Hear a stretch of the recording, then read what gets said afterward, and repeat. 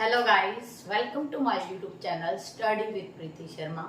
आज हम क्लास 12 की इकोनॉमिक्स की बहुत ही इम्पोर्टेंट यूनिट इनकम डिटर्मिनेशंस के चैप्टर करेंगे, जिसमें हमारा पहला चैप्टर है एग्रीगेट डिमांड और एग्रीगेट सप्लाई के इंट्रोडक्शन के रिगार्डिंग। तो चलिए शुरुआत करते हैं कि एग्रीगेट डिमांड एग्रीगेट सप्लाई है क्या। देखिए, एग्रीगेट डिमांड को एग्रीगेट एक्सपेंडिचर भी बोला जाता है। एग्रीगेट डिमांड क्या है? एक कंट्री के अंदर हाउस होल्ड सेक्टर एक साल के अंदर जितने एक्सपेंडिचर या जितने कंजम्पशन करने का प्लान कर रहा है, डिमांड करने का प्लान कर रहा है, वो एक कंट्री की एग्रीगेट डिमांड होती है। और इसी को हम एक्सपेंडिचर पॉइंट ऑफ व्यू से पढ़ें तो एक्सपेंडिचर क्यों बोला जाता है? क्योंकि जो हमारा प्रोड्यूसर सेक्टर है वो प्लान कर रहा है जितने टोटल एक्सपेंडिचर, किस चीज के लिए expenditure, final goods and services को प्रोड्यूस करने के लिए, वो आपके क्या माने जाएंगे? एग्रीगेट डिमांड या एग्रीगेट एक्सपेंडिचर। फिर से बता रही हूँ, प्रोड्यूसर सेक्टर जितने फाइनल गुड्स एंड सर्विसेज को प्रोड्यूस करने में एक्सपेंडिचर प्लान कर रहा है, वो क्या होता है? हमारी एग्रीगेट डिमांड है। आपके एक्सपेंडिचर किस टाइप के हो सकते हैं? रॉ मटेरियल के रिगार्डिंग होते हैं, आपकी इलेक्ट्रिसिटी का हो सकता है, या और भी बहुत सारे फैक्टर्स हैं जो आपके यूज किए जाते हैं प्रोडक्शन के अंदर, यानी कि उन पे जो एक्सपेंडिचर प्लान किए गए हैं वो आपके क्या है? एग्रीगेट डिमांड या एग्रीगेट एक्सपेंडिचर है। आई होप आपको एग्रीगेट एक्सपेंडिचर एग्रीगेट डिमांड समझ आ गया होगा। हाँ जी, अगर हम बात करें एग्रीगेट डिमांड के, एग्रीगेट डिमांड क्या होता है हमारा? C+I। अब ये C+I कैसे आया है? नेशनल इनकम में हमने एक्सपेंडिचर मेथड किया था, उसके अंदर हमने देखा था हमारे 4 सेक्टर होते हैं। कौन कौन सा? हमारा हाउस होल्ड सेक्टर, राइट, हमारा प्रोडक्शन सेक्टर, गवर्नमेंट, प्लस में हमारा एक्सटर्नल सेक्टर यानी कि X-M, एक्सपोर्ट माइनस इंपोर्ट, जिसको हम नेट एक्सपोर्ट भी बोलते हैं। ये चारों क्या होते हैं? हमारे सेक्टर्स ऑफ इकोनॉमी होता है। और हमने अपने सर्कुलर फ्लो में 2 ही सेक्टर की बात की थी, और वो दोनों सेक्टर हमारे क्या थे? हाउस होल्ड सेक्टर और हमारा प्रोड्यूसर सेक्टर, राइट। तो इसीलिए एग्रीगेट डिमांड में हमारा C यानी कि कंजम्पशन और I मतलब इन्वेस्टमेंट लिया जाता है। तो एग्रीगेट डिमांड का क्या फॉर्मूला हो जाएगा? C+I = aggregate demand. Clear? C का मतलब क्या है? हमारे कंजम्पशन। I का मतलब क्या है? हमारी इन्वेस्टमेंट। समझ आया? एक एग्जांपल देख लेते हैं, उससे आपको ये चीज अच्छे से समझ आ जाएगी।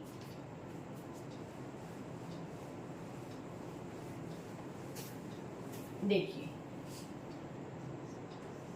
इनकम किसी पर्सन की है 0, 100, 200, 300, 400, 500, 600, इस तरीके से इंक्रीजिंग रेट पे चल रही है।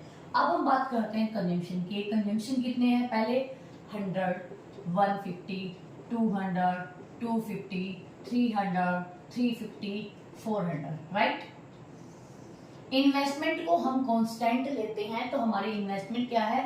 100, 100, 100, ये हमेशा 100 ही यहाँ पे रहेगी बिकॉज ऑफ कांस्टेंट, राइट। अब अगर आपने यहाँ देखा हो तो ये पहला पॉइंट क्या है?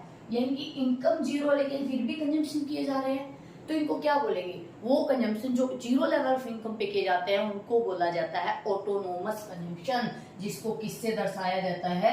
C से। ये आप आगे डीपली पढ़ेंगे, ठीक है। चलिए, अब हम यहाँ पे हमारी AD निकालते हैं, एग्रीगेट डिमांड निकालते हैं। एग्रीगेट डिमांड का हमने क्या फॉर्मूला पढ़ा था? Aggregate demand = C+I, right. तो चलिए हम निकालते हैं। C+I कितना हो गया? 200। इनको प्लस करो, 250, 300, 350, 400, 450, 500। ये क्या है? हमारी एग्रीगेट डिमांड। चलिए अब हम इसका कर्व बनाते हैं।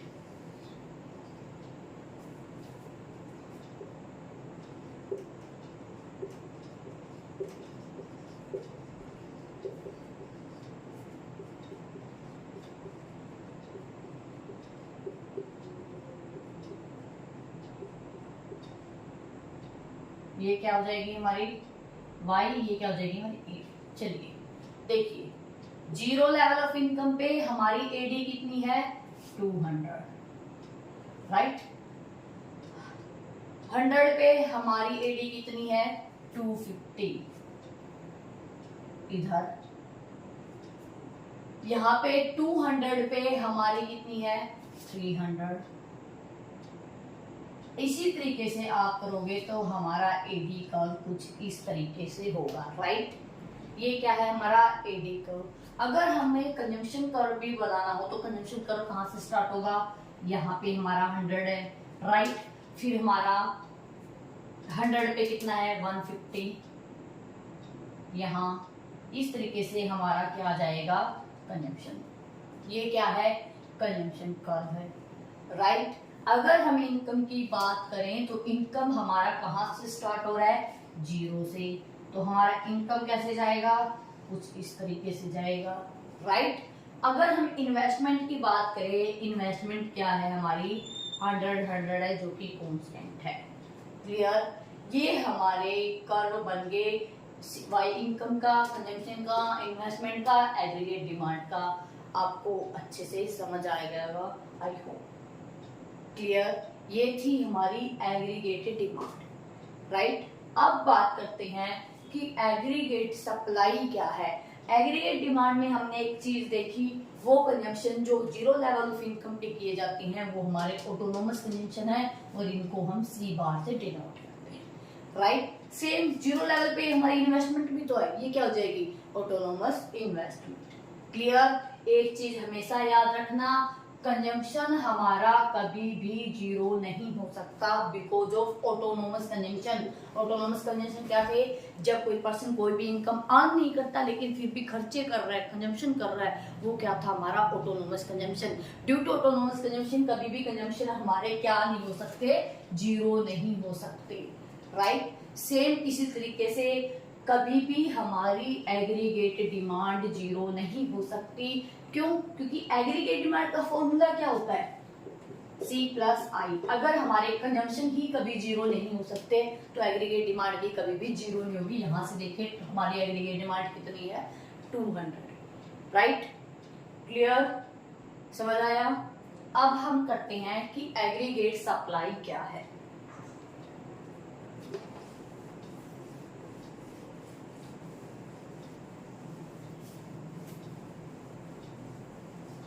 एग्रीगेट सप्लाई,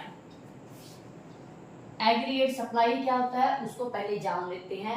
एग्रीगेट सप्लाई है टोटल या sum of all final goods and services produce in a country.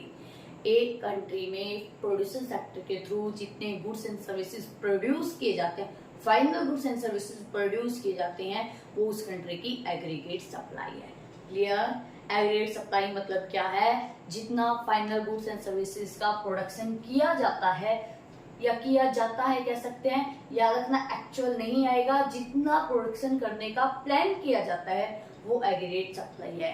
यानी कि प्लान्ड एक्सपेंडिचर्स या कहेंगे plan production of final goods and services is known as aggregate supply. फिर से बता रही हूँ एग्रीगेट सप्लाई क्या है, जो प्लान किया जाता है final goods and services produce करने का, वो क्या है हमारी कंट्री की एग्रीगेट सप्लाई है, राइट। तो एग्रीगेट सप्लाई के लिए याद रखना नेशनल इनकम की मेजरमेंट में हमने इनकम मेथड पढ़ा था और इनकम मेथड में हमें पता है 4 फैक्टर ऑफ प्रोडक्शन होते हैं हमारे, labour, land, capital, entrepreneur, right. Labour की फैक्टर इनकम क्या होती है वेजेस, लैंड की क्या होती है रेंट, कैपिटल की क्या होती है इंटरेस्ट और एंटरप्रेन्योर का क्या होता है प्रॉफिट। ये क्या थी हमारी फैक्टर इनकम, ये सब क्या थी फैक्टर इनकम, राइट। अब हमने पढ़ा एग्रीगेट सप्लाई क्या है, जो प्लान किया जाता है production final goods and service का एक कंट्री के अंदर, वो एग्रीगेट सप्लाई है। तो जो प्रोडक्शन किया जाएगा चारों फैक्टर की हेल्प से ही तो किया जाएगा, इसीलिए आपकी एग्रीगेट जो हमारी सप्लाई है उसका मतलब क्या है एग्रीगेट इनकम। और इसीलिए AS इक्वल टू क्या आता है आपका, AS इक्वल टू हमारा इनकम होता है, नेशनल इनकम के इक्वल है, राइट। इसीलिए आपका इनकम क्या क्या फॉर्मूला होता है, C+S। जितना कंजम्पशन किया जाता है प्लस में जितनी सेविंग की जाती है, दोनों को प्लस कर दोगे तो वो हमारा क्या होता है, Y। और Y इक्वल टू क्या है, AS, राइट। तो AS का क्या फॉर्मूला हो जाएगा, C+S। कंजम्पशन प्लस में सेविंग हमारी क्या है, एग्रीगेट सप्लाई। क्लियर, समझ आ गया। एग्रीगेट सप्लाई क्लियर है। एक साल में जो final goods and service produce करने का प्लान किया गया है वो एग्रीगेट सप्लाई है। इसके अंदर दो फैक्टर रहेंगे, C+S। ये C+ कौन से आए हैं, सिर्फ दो फैक्टर्स लिए हैं, दो सेक्टर्स लिए हैं, हमारा production sector, house hold sector, right. Clear. इसका भी हम डायग्राम बना लेते हैं एग्जाम्पल के थ्रू।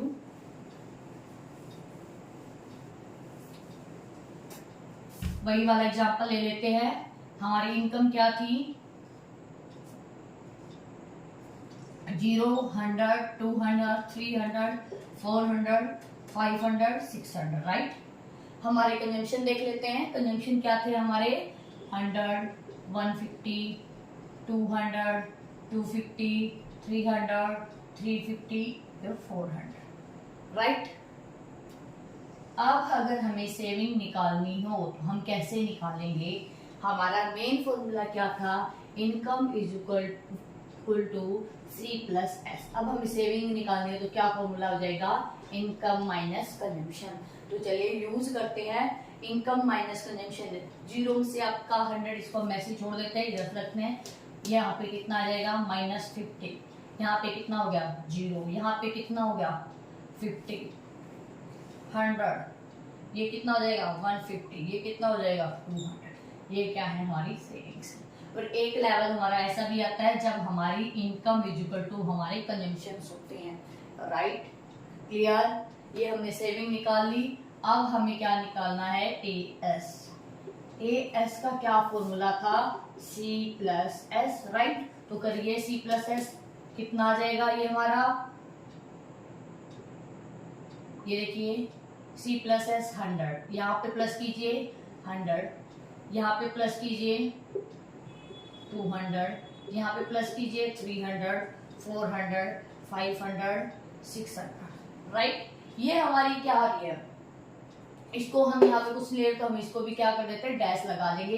ये हमारी AS है। क्या हमारी AS और हमारी इनकम इक्वल नहीं है, इक्वल है ना। इसीलिए है क्या है हमारी Y इक्वल टू AS।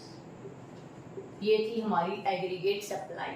अब हम इसका डायग्राम बना लेते हैं।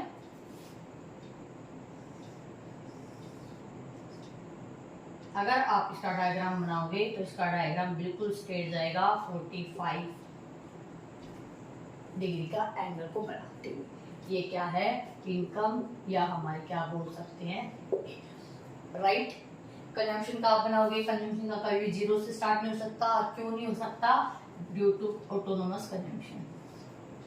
ये क्या हो जाता है, हमारा कंजम्पशन। क्लियर, समझ आया। ये था हमारा एग्रीगेट डिमांड और एग्रीगेट सप्लाई की कॉन्सेप्ट। अगर आपके इसके रिगार्डिंग कोई भी क्वेश्चंस हैं तो कमेंट सेक्शन में जरूर बताएं। नेक्स्ट वीडियो में आगे हम पढ़ेंगे कंजम्पशन फंक्शन क्या है, एमपीसी क्या है, एपीसी क्या है, इन्वेस्टमेंट क्या है, इक्विलिब्रियम कैसे होता है। अभी के लिए थैंक यू।